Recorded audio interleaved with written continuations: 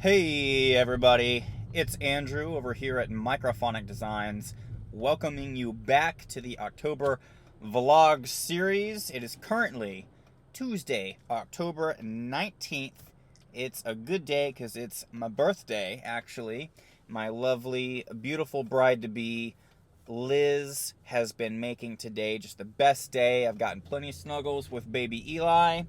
We are headed out to a not a super long rehearsal, but a 3-hour rehearsal block with Sachse High School at, I guess, one of the stadiums over in Garland. And so I'm headed out, pulling out from the neighborhood right now, and traffic is already bad. I think it's supposed to be like an hour drive today, which is a little shorter, little shorter than it usually takes to get down to Aledo, so still not too bad.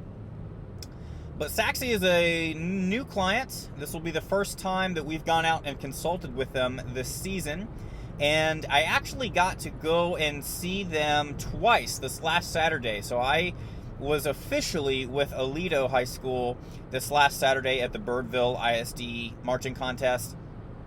But I also happened to catch Sachse right after Aledo went on in the prelims. So that afternoon, I basically ran up into the stands and I stayed to watch Sachse. They have a super cool show. And then later that night, they were actually on right before Aledo. So I ran onto the field while Aledo was at the gate, took a quick look at some of the equipment they have, and the director over there, I believe his name is Kevin, he actually sent a pretty good list of stuff to look at tonight.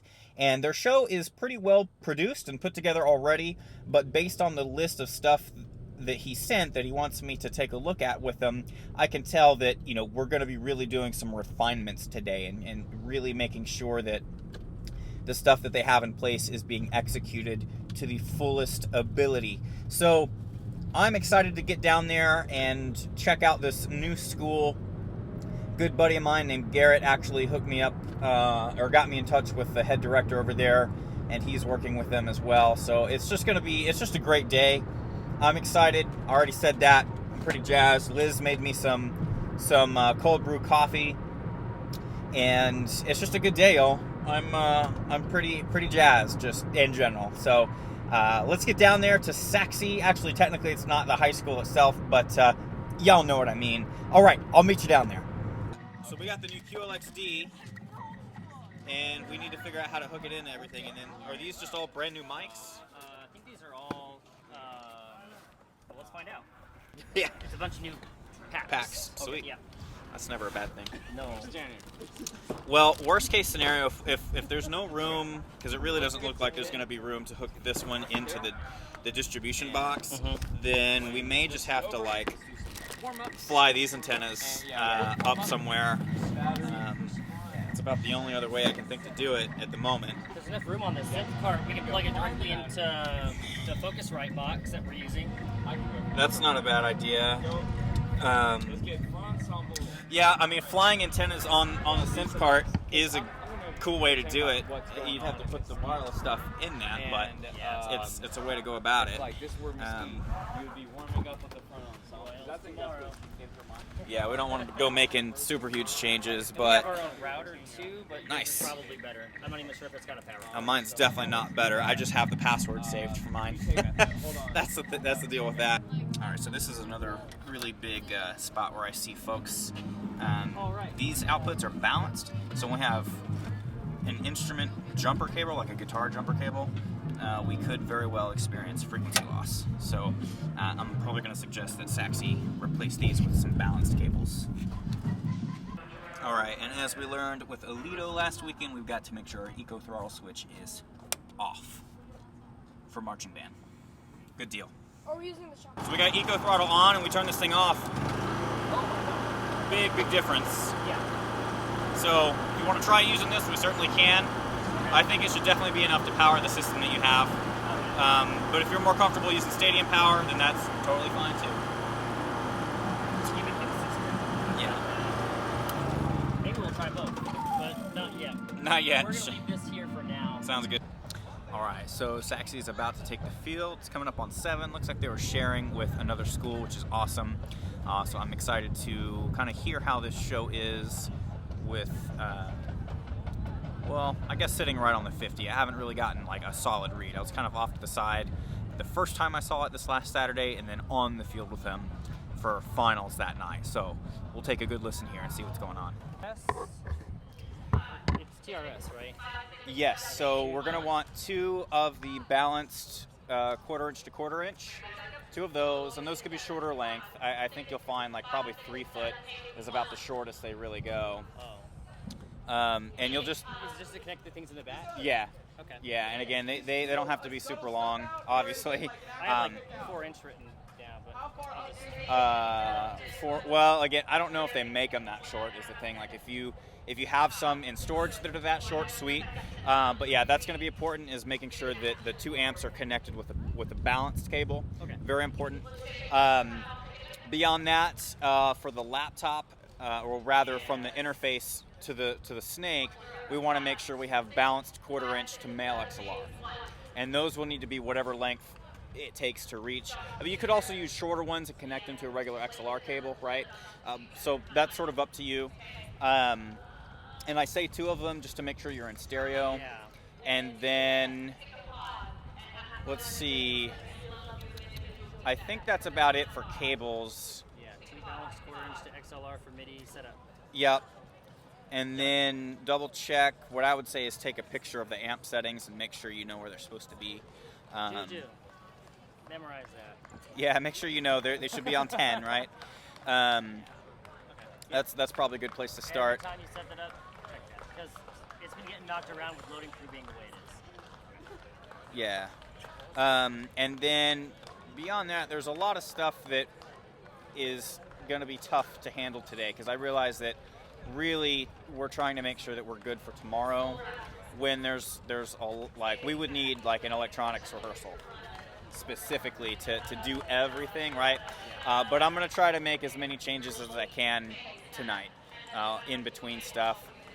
Getting the EQs right is, like I said, I'll do my best. I just, like, to really do it well, I need basically those players playing on their own, and then that scene pulled up so I have a chance to say. Because if she's doing her job, like changing scenes mid-rep, that's good. But if I make changes during that scene and then she changes it, It's gone. I can't, it's tough to go back and save. But we are getting a really good list of stuff for like next week when I come back out. We'll be able to really tackle, and we'll have the proper cables. I will fight to make that as much of a rehearsal as I can, like a electronics. Yeah, and that's one of those things too, where it's like, you know, like you guys are paying to have a consultant out. Like I want to make sure you get every cent of that, you know. And for right now, we can address mainly volume stuff. I'll do what I can with the EQs and everything, but at least for tomorrow, right, it's good. I'm going to try and change a couple things in the reverb, because it looks like we have like a 1 second reverb tail time. I can show you. I can show you some secret sauce tricks to make the reverb just hit just right. You know, Awesome. we want that to be straight disrespectful. So in the best way. Yes. So with that like being that phrasing. yes, so let's take a look in the board here. I'll show you some stuff. So we go into the reverb. We can edit. I think you already have reverb effect slot number 1. I've never used this scene before. Like Okay. this setup. I don't know what it does. Yes. So let's talk about that to start with. So you have the base layer right here is just your channels, the volume, right? It shows you what is where. When you hit these buttons over here, this is kind of how you had that monitor send, right? It already makes sense. Yes. Yes. So you hit this button, and this is basically showing how much signal from these individual channels we're sending to the effect unit, right? So this is just how much we're sending of that signal to the reverb. Okay. That's effect 1. Same applies for effect 2, but we're not really using that. Yeah. We go up here. This knob is how much volume the reverb is at, like how much of the reverb we're letting through to the main output. And this here allows us to edit it. Yeah. So when we go in reverb time, this, you know, for the ballad, it'll probably be longer. For more articulate phrases, we might have the reverb shorter, but still active. And then the initial delay, this is what makes it sound like it's in a large room or not. So the initial delay or pre-delay basically is the amount of time it takes for the reverb to kick in. And the longer that is, the larger of a room, more or less, it'll sound like. And then the other thing with reverb, typically we want to have an EQ where we cut the lows, So I had it backwards, didn't and usually it'll look something kind of like that. Okay. So that it doesn't get too muddy, right? And we want a nice clear reverb, and so a shape sort of like this will help us get there. Sometimes we'll do kind of like that, but was it like 300 hertz on the bottom? yeah, I mean somewhere around there, right? It's just kind of to taste. It's kind of based on what we hear. Okay. But this is, like I said, kind of the general shape we want. And if we go back into edit mode again from the tablet, you just hit the effects 1 edit button. Got it. And you'll see it move in both places. Perfect. And what I don't know, it doesn't look like these are recall safe. So basically these so these settings will be affected by scene changes. Okay. So what that means is like it's cool because you can set it different for each spot in the show. That's awesome. It's also annoying when you have to update it. You do have to go back into each scene and do that. And that's where I was talking about, like, I don't know if we'll be able to fit that in tonight with everything that's going on, but we'll try. I think there's only 3 spots in the show, like 3 scenes that use reverb. The first one for sure. That's the very beginning. We're trying to show off what we got, and it's got to be amazing. So. And that's where I want to. So let's go back into that scene. Yeah, we're already beginning. Yeah. And let's make sure that this channel's not recall. Good. So it is recall safe. We want that. So let's see. Let's go back into effect send. Okay. I'm gonna pull out the piano. Actually, a little bit of piano is fine. Okay. No MIDI. Wireless. We'll all put them about there. Okay. That should be all right. And we want to make sure sometimes this is easier from the tablet. We don't want it to be pre-fader. Okay. We want to be post-fader because if we turn the fader down, we also want the reverb to turn down. Otherwise, we have to do it 2 separate ways. Oh, I didn't know they were. Okay. Yep. I did not know that was a separate thing. Yeah. And then we go in here. We'll try this. And now let's go in and store these changes. Okay, scene stored. And then the next step would be to go back in and EQ each of the wireless mics, which really all we're trying to do is remove frequencies that are really shrill and harsh. And so the general technique, you've probably seen this before, that we use to do that is we'll select a band.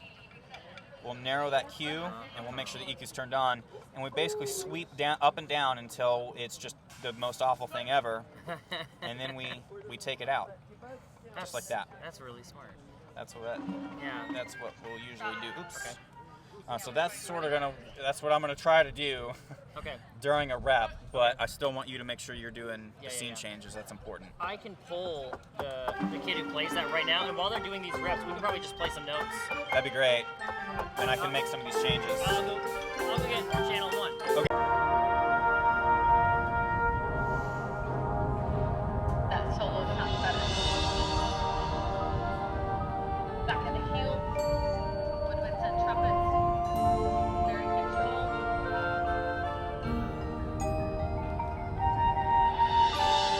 Don't let your feet speed up on the backside of the march.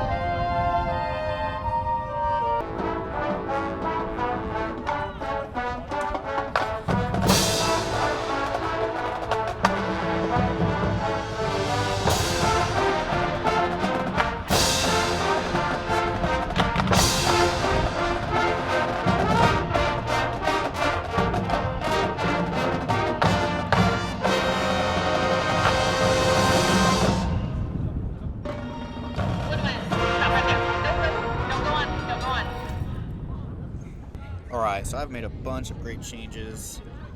Not really changes, just kind of enhancements, primarily with the EQ of all of these wireless soloist mics. And I don't think we've gotten to the chunk where we use the 2 area mics here. But, and then also in the, let's go back to the top here. Beginning. Go back here, I also made some changes to the reverb, or increased the reverb time and the delay, and then also added a high pass filter to the EQ as well for a few of these scenes here. So really productive night. I've had to do all the changes in between reps and everything, which is just what it has to be, because I think they have UIL tomorrow. But yeah, getting some good work done here.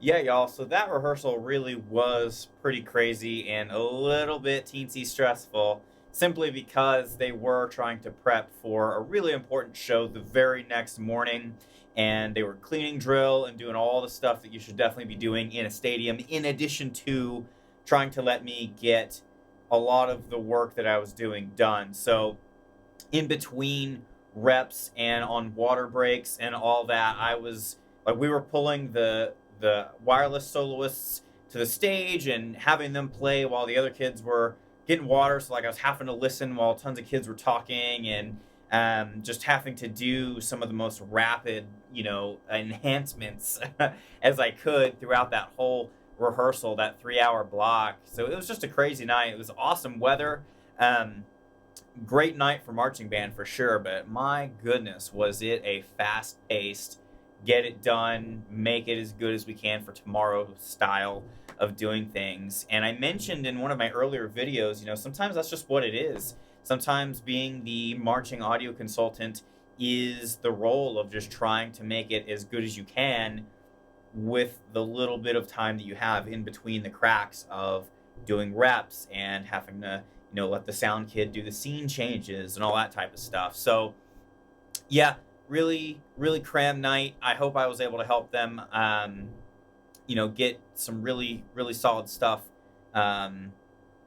changed up in their TF console, and I'm looking forward to going out there next time, where it sounds like we may have a little bit easier of a time getting some changes in. And they also brought out like an actual, I guess, harpist, a harp player. So we had, if you see in some of the clips I just put up, we actually had, again, on one of the stages, it was a real full-sized harp, and we were trying to put a mic on it on the fly, and it was just, it was a lot. It was a lot for 3 hours, and for it being my first time working with this group ever. So I had a good time, even though it was a lot to try and take in and do on the fly. And I so appreciate Sachse having me out to work with them. So with that being said, I'm going to go ahead and sign off, you guys. Thanks so much for tuning in and joining me on the adventure. This particular video had a lot more of the, I was out there explaining stuff and trying to show stuff and get as many awesome clips as I could. So if you enjoyed the adventure and you enjoyed the video, please hit that like button. Also consider subscribing. We've had a few subscribers over the last week or so join the channel, and it's just been awesome to see. I so sincerely appreciate that support. And with that being said, yeah, guys, I will see you in the next one.